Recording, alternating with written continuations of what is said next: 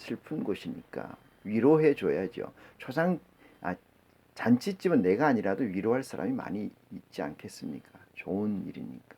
이것이 인지상정이라고 하지요. 어쩌면 인간이라는 굴레 속에서 이것을 벗어나는 것은, 이것을 저버리는 것은 폐악질이라고 보는 거죠. 예수님은 그렇게 생각하지 않습니다. 인간의 윤리, 어떻게 형성됐어요? 이게 모세의 율법에서 형성된 겁니다. 모세의 율법의 전례를 쫓아서 인간의 윤리라는 게 형성되고 인륜이라는 게 만들어지는 거예요. 그런데 이것을 예수님은 어떻게 해요? 뒤엎어야 되는 거예요. 왜? 율법은 세례 요한 때까지 했으니까. 나는 율법을 폐하러 온 게 아니고 완성하러 왔다. 예수 그리스도가 감히 하나님이 주신 법을 폐할 자격은 없죠. 그래서 어떻게 해요? 완성하러 왔다. 그러면 하나님이 이 율법을 모세에게 줄 때는 내 아들을 친히 내려보내서 십자가에 못 박게 함으로 말미암아 내가 주었던 죄를, 율법을, 사망을 그도 올리겠다고 말씀하시는 거예요. 어떤 자에게? 믿는 자에게. 모두에게 해당되는 건 아니죠. 믿는 자에게. 그리고 그 믿는 자들을 하늘의 백성, 하나님의 아들 반열로 올리시겠다는 겁니다.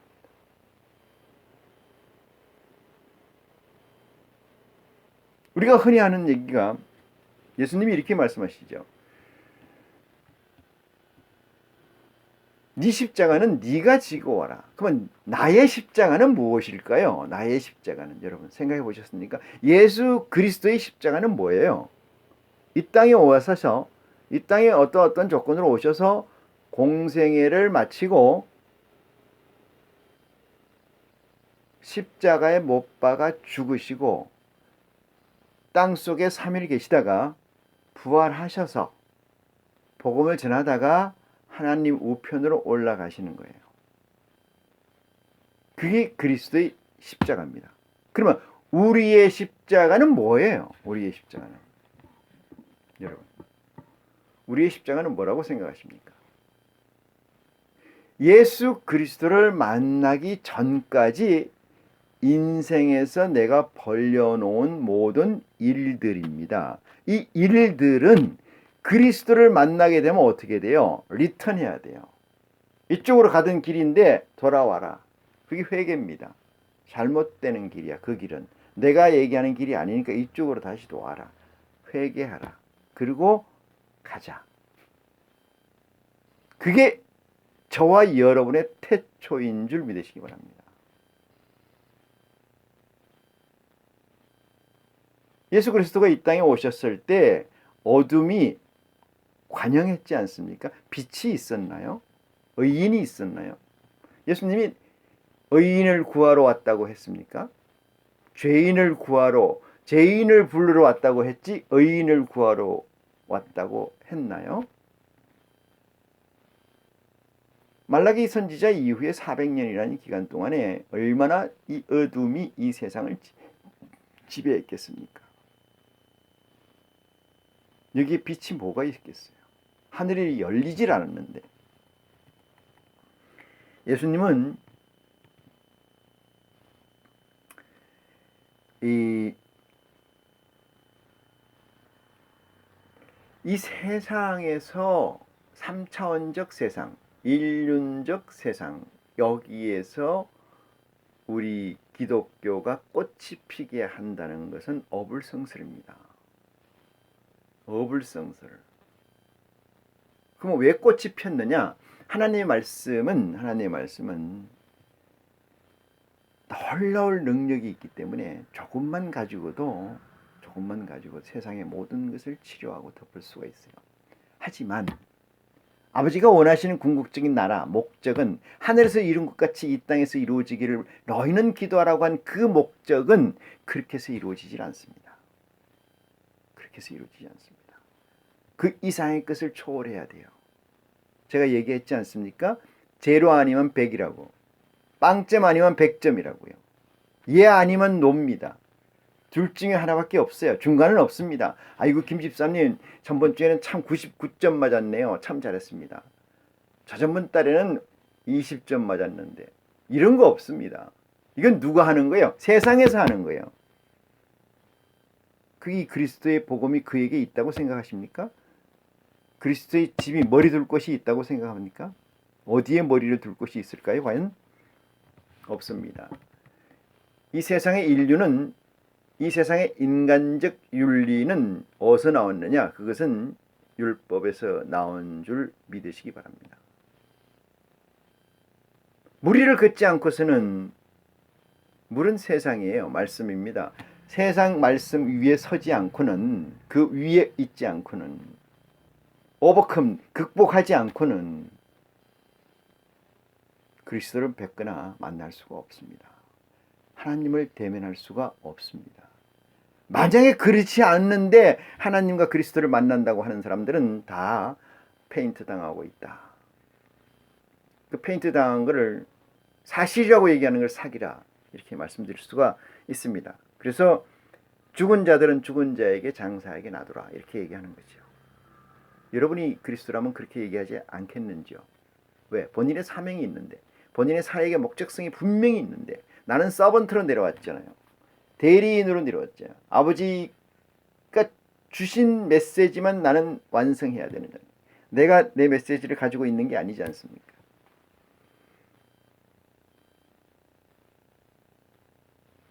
(23절입니다) 배에 오르심에 제자들이 쫓았더니 바다에 큰 놀이 일어나 물결이 배에 덮이게 되었으되, 이렇게입니다. 조금 전에 물 얘기를 했습니다만 세상은 물이라고 생각합니다. 물은 세상이라고 생각해요. 그래서 바다는 하늘과 땅이 섞여서 아주 섞여가지고 하늘도 아니고 땅도 아니고, 땅이라는 것은 제가 말씀드린 것은 에덴 동산에서 창조한 그 땅을 얘기합니다. 이 땅이 더럽혀지고 하늘이 더럽혀져서 그 중간 끝이 만나서 만들어진 게 공중이라고 하고 이걸 바다라고 규정을 합니다. 그러면 이 위를 그려야 된다는 얘기는 뭐냐면은 이 위에 서지 않고서는 그리스도나 하나님께 다가갈 수 없다는 말씀입니다.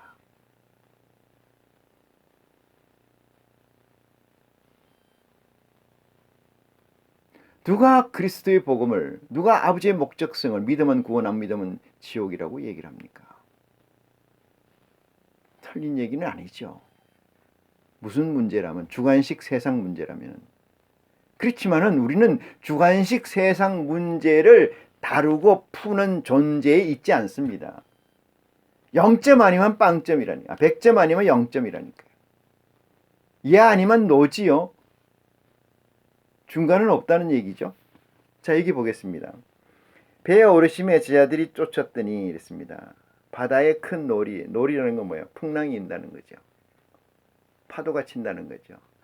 바다에 파도가 친다. 세상이 스톰, 바람, 막 이렇게 휩쓸리고 큰 어려움이 겪어난다, 이 말이죠. 인생사, 그러니까 다시 말해 인륜적 가치에서 보면은 혼돈과 혼란이 크게 일어났다, 이 말이거든요. 바다에서 놀이 일어난다. 폭풍이 배에 탔어요. 이 배는 누가 얘기한 겁니까? 예수 그리스도의 얘기죠. 배에서 탔는데 그러면 안전한 거 아니겠습니까? 배에 오르심에 제자들이 쫓았더니 예수님과 같이 탔네요. 바다에 큰 놀이 일어나 물결이 배에 덮이게 되었으되 예수는 주무시는지라, 이랬어요. 이 세상에서 아무리 강하고 크다고 하는 무기나 힘이 있다 할지라도 그리스도를 덮지를 못한다. 믿습니까? 이 세상에 아무리 큰 마귀가 수작을 부려서 하나님을 덮으려고 해도 하나님의 의지는 꺾이거나 덮을 수가 없다. 믿습니까?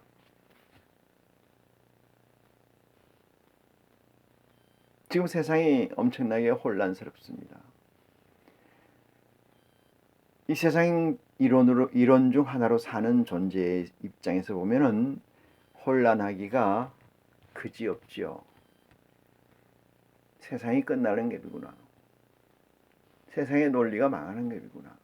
어떻게 보면은 이것은 하나님의 논리에서 따온 카피된 것이지만은 인간의 논리이고 세상의 논리라고 생각하시면은 위안이 되지 않을까 생각을 합니다.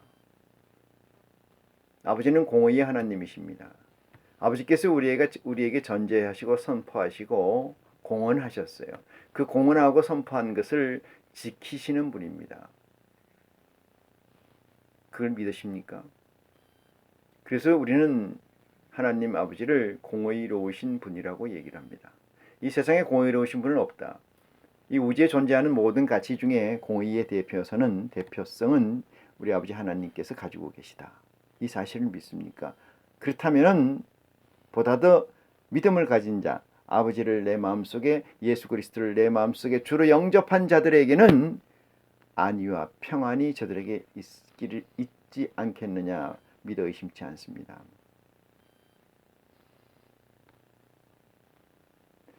보시겠습니다.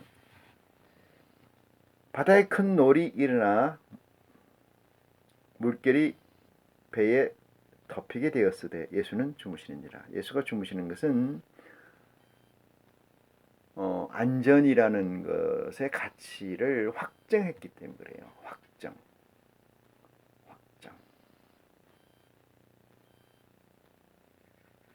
불안은 어디서 옵니까?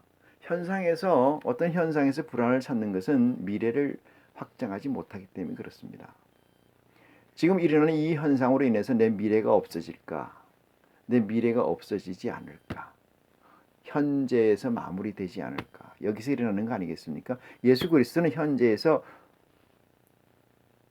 일어나고 있는 모든 일에 동요받거나 그것이 나를 지배하고 내 생이 여기서 끝나겠거나 이렇게 생각하시겠습니까? 여러분 그렇게 생각하십니까?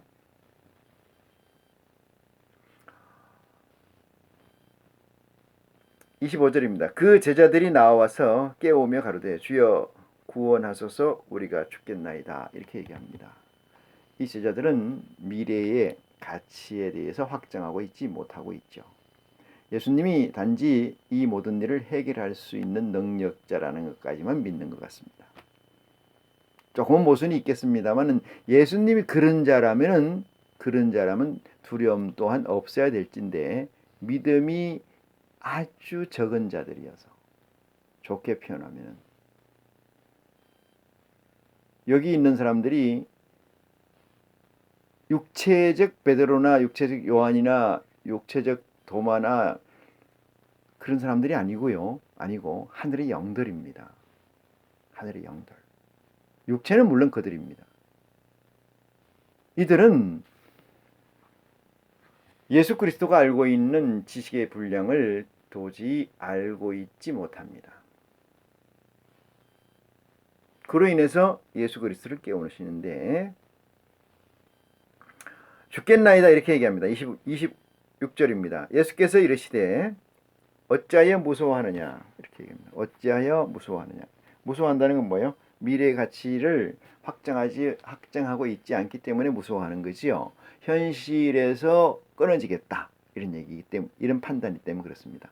미래의 가치가 확정되어 있다면 여러분 이렇게 생각해야죠. 영화 속에서 아무리 두려워도 영화 속에서 아무리 내가 죽을 것 같은 그 주인공이 죽을 것 같은 것도 안심하는 이유는 뭐예요? 그걸 계속 볼 수 있는 이유는 뭐예요? 영화라는 사실이잖아요. 나는 그 뒤를 알고 있기 때문에 만약에 지금 벌어지고 있는 이 일이 여러분의 삶에 어떤 영향을 미치고 있습니까? 여러분이 하나님의 아들이라면은 하나님의 아들이라고 자인한다면은 하나님의 아들이라고 인정받았다면은 하나님의 여러분의 코드가 있다고 생각한다면은 지금의 어려움은 지금의 이 힘든 것은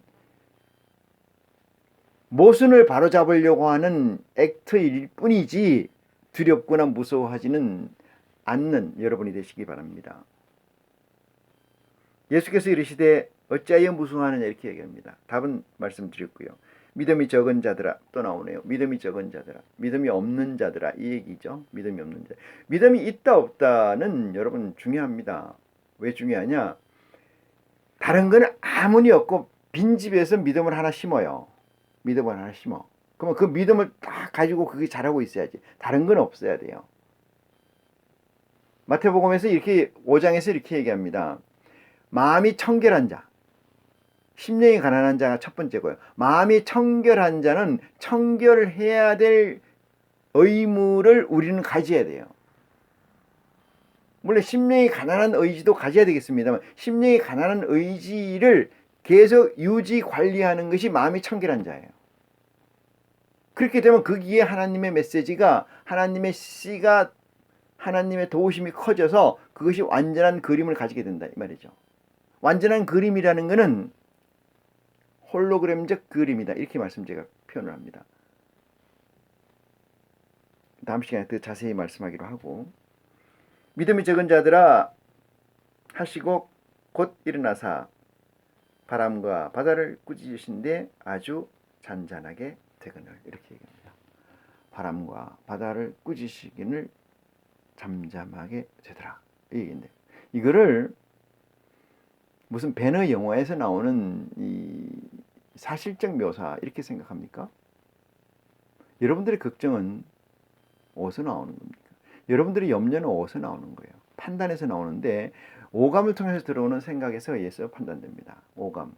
지금 같은 경우는 큰 빅스톰이 이렇게 롤링이 되면은 내 눈으로 보는 거겠죠.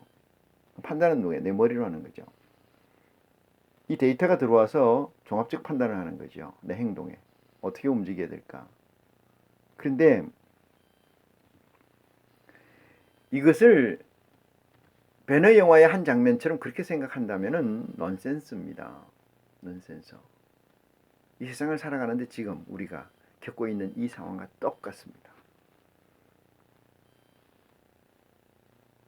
우리 아버지께서는 영원하신 존재이시고 전지전능한 존재이시고, 내가 아버지께 룸이 있다면, 내 마음의 아버지의 룸이 있다면, 이것이 기브앤텍 서로 주고받는다면, 이것이 온라인이라면, 이것이 사랑으로 존재한다라면 이 시대에 가질 수 있는 믿는 자들의 두려움은 없어져야 된다. 저는 그렇게 생각합니다. 그것을 구현하기 위해서 이 시간도 저와 여러분이 함께하는 줄 믿으시기 바랍니다. 뭐를 꾸짖었어요? 무엇을 꾸짖었어요? 바람과 폭풍을 꾸짖었어요. 바람은 어디서 일어납니까? 생각에서 일어나요. 그 생각이 뭐예요? 죽겠다는 생각을 만들어내는 거죠. 와, 크네. 점점점 더 크네. 그 처음부터 씨앗을 잡았어야 되는데 씨앗을 잡지 못하고 점점 키운 거죠. 누가 키웠어요? 자신이 키운 거죠. 그래서 예수님은 믿음이 적은 자들아 이렇게 얘기합니다.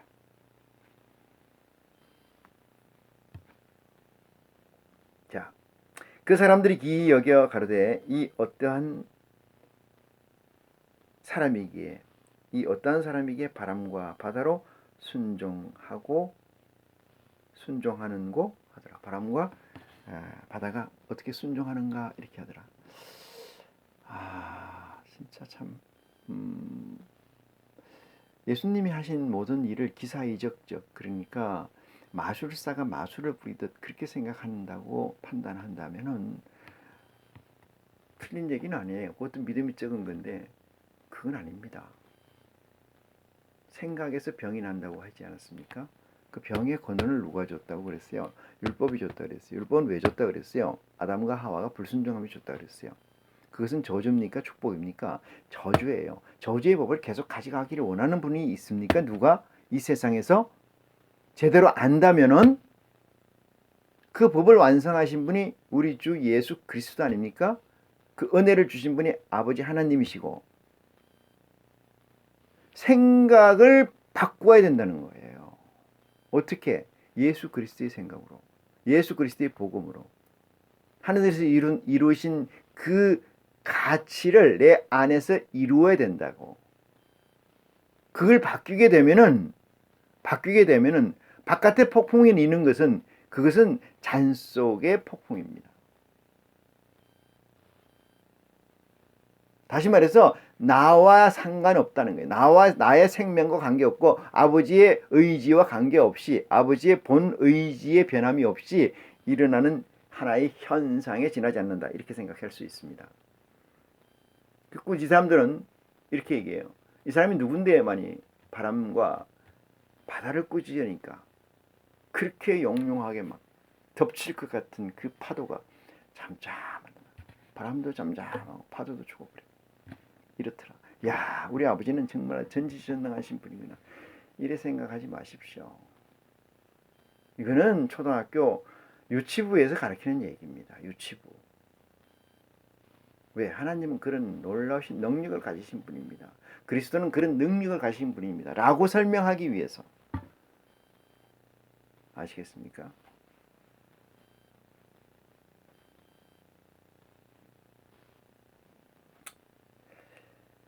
(28절입니다) 28절. 또 예수께서 건너편 가라사대 건너편에 가다라 지방에 가심에 귀신 들린 자들이 무덤 사이에 나와서 나와 예수를 만나니 저희는 심히 사나워 아무도 그 길로 지나갈 수 없을 만하더라 했어요.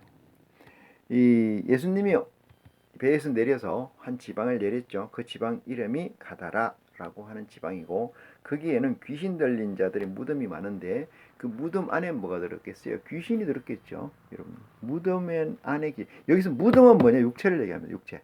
여러분, 저런 산에 있는 무덤이 아니고 무덤은 이 육체를 얘기하고 그 무덤이 뭐야? 죽은 자의 무덤이라는 건 그 안에 들은 게 죽었다 이 말이에요. 예수님이 봤을 때는 죽었다 이 말이에요. 그러면 죽은 자의 무덤인데 그 누가 들어있다는 거야? 귀신이 들어있다는 거지. 내 영이 들어있는 게 아니고 딴 귀신이 여기 들어있다 이 말이에요. 이해갑니까? 딴 귀신이 들어와 있다. 그래, 그들은 무서운 귀신들이다. 힘이 있는 귀신들이다 이 말이죠. 그 무덤 사이에서 나와 예수를 만나니 이랬어요. 만나니. 예수를 만나니. 누가? 죽은 자의 몸에서 나와가지고 예수를 만난다 이 말이에요. 그래서 뭐라고 해나 상황이. 저희는 심히 사나워 아무도 그 길로 지나갈 수 없을 만하더라 했어요. 이 무덤 사이에 있는 무덤 속에 있는 이 귀신들은 얼마나 사나운지 7 귀신 들린 자 들어보셨습니까? 사나운지 그 길로 지나가다가 다 걸린다 이 말이죠. 예수님이 그 길을 도착한 거예요. 이에 저희가 소리질러, 저희는 누굽니까? 그 귀신들이죠. 귀신들이 소리질러 가로되 하나님의 아들이여 이랬습니다. 하나님의 아들이여.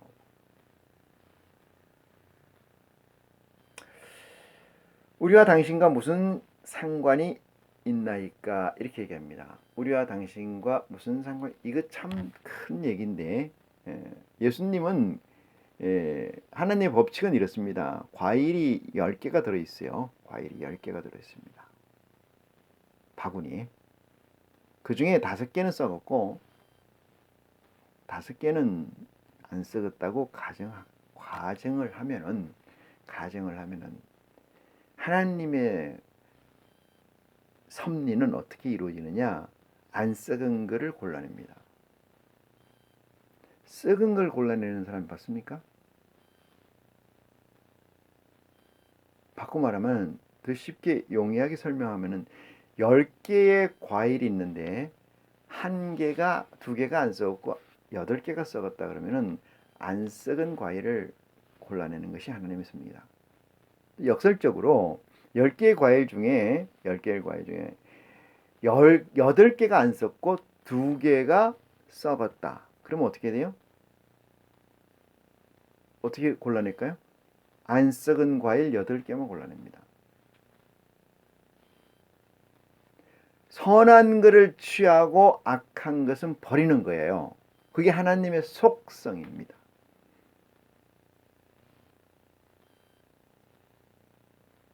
앞으로 그런 속성을 담는 여러분이 되시면 고맙겠다 이 생각이 듭니다. 그래서 무슨 상관이 있겠습니까? 이 얘기에선 제가 그 얘기를 했는데 이 세상에서는 하나님께서 취할 자만 취하시면 끝이라는 사실이 여기에 깔려 있어요. 아직 심판 때가 안 됐다 이 말이지. 근데 왜 왔느냐 이 말이야. 나는 구원받지 않을 거라는 얘기예요. 나는 당신들의 뜻을 알고 있어. 근데 나는 구원받지 않을 거 알잖아 당신들. 예수님 뭐라 그랬어요? 세상의 임금들은 이미 심판 받았느니라 이렇게 얘기했지 않습니까? 아직 때가 안 됐는데 왜 지금 나타나서 지금 뭘 하려고 합니까? 이런 얘기예요. 나보고. 그 귀신들이 예수님 보고 하는 소리가. 당신 내가 알고 있어. 내가 죽을 거야. 심판 받을 거야. 근데 나는 지금 때가 아닌데 왜 왔어? 이 얘기를 잘 헤아리기 바랍니다. 맞닥뜨리면 어떻게 해야 돼요? 새로운 상황이 전개되죠. 그렇게 설정되어 있다 할지라도 그래서 예수님이 어떻게 처하시는가 볼까요? 하나님의 아들이라고 칭하지 않습니까? 누구 보고? 예수님 보고. 하나님의 아들이시여 우리와 당신과 무슨 상관이 있나이까? 이렇게 얘기를 합니다. 그럼 이 하나님의 아들이란 메시지를 어디서 받았을까요? 그럼 얘들은 어디의 족속이에요? 에덴 동산에서 아담 하와를 꼬집긴 그 리오야단 첫 번째 멜기세덱의 후손이죠. 그래서 우리가 당신과 무슨 상관이 있나이까? 때가 이르기 전에 우리를 괴롭게 하려고 여기 오셨나이까? 이러잖아요. 이 사람들은 때를 알고 있다는 거예요. 때. 언젠가는 이루어질 때가 있는데 지금은 아니라는 거죠.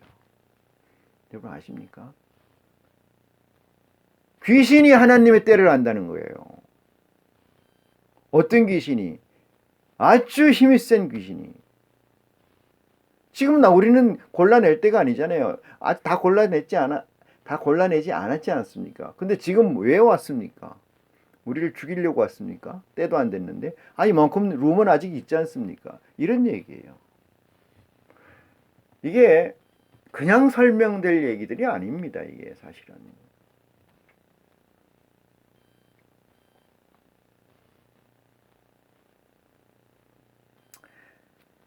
자, 그렇게 얘기를 하고 있는데 마침 멀리서 많은 돼지떼가 먹고 있는지라 귀신들이 예수께 간구하여 가로되 만일 우리를 쫓아내시려 할진대 했어요. 쫓아내시려 할진대 돼지떼 들어 보내소서 한대 이랬어요. 제가 처음에 얘기했죠. 귀신 들린 자 무덤이라 그랬잖아요. 이 무덤이라는 거는 이 육체는 썩어질 몸이니까 무덤으로 보는 거예요. 그 안에 뭐가 없으면 그리스도의 생각이나 그리스도의 사유가 없으면은 다 무덤으로 보는 거죠. 죽은 자는 죽은 자가 장사하라 이랬잖아요. 그럼 앞에 죽은 자는 다이고 뒤에는 죽을 자잖아요. 죽은 자가 장사해. 그 똑같게 보는 거죠. 누가 그리스도 입장에서 똑같은 거예요. 그러니까 이렇게 얘기하는 귀신들이 예수께 구하는 거예요. 가로되 만일 우리를 쫓아내시려거든 어디에 어떠한 육체에 들어있는 새 끄집어내서 쫓아내시려거든 이 뜻이에요. 무덤에서 쫓아내는다는 거는 세상적인 무덤 같으면 그걸 왜 쫓아내요? 어떤 사람에게 들어가 있다 이 말이에요. 이게 독한 귀신이 이걸 쫓아내시려거든 이런 얘기예요. 돼지떼들에게 좀 집어넣어주라. 들어가게 해주라. 허용해주라. 이런 얘기. 박살내지 말고 이 뜻입니다. 32절입니다. 나들어 저희들어 가라 하시니 귀신들이 나와서 돼지에게로 들어가시는지라 온 때가 비탈로 내리다라 바다에 들어가서 무태서 몰사하거늘. 그럼 누가 살았습니까? 돼지 떼는 죽었지만은 누가 살았어요? 무덤이 됐던 자들은 산 사람이 될 수가 있었다. 이 사실을 놓치지 마시기를 바랍니다. 33절입니다. 하거늘 치던 자들이 달아나 시내에 들어가 치던 자 맞습니까? 자들이 달아나 시내에 들어가 이 모든 일과 귀신 들린 자의 일을 고하니 온 시내가 예수를 만나려고 나아가서 보고 그 지방에서 떠나시기를 간구하시더라. 그랬어요.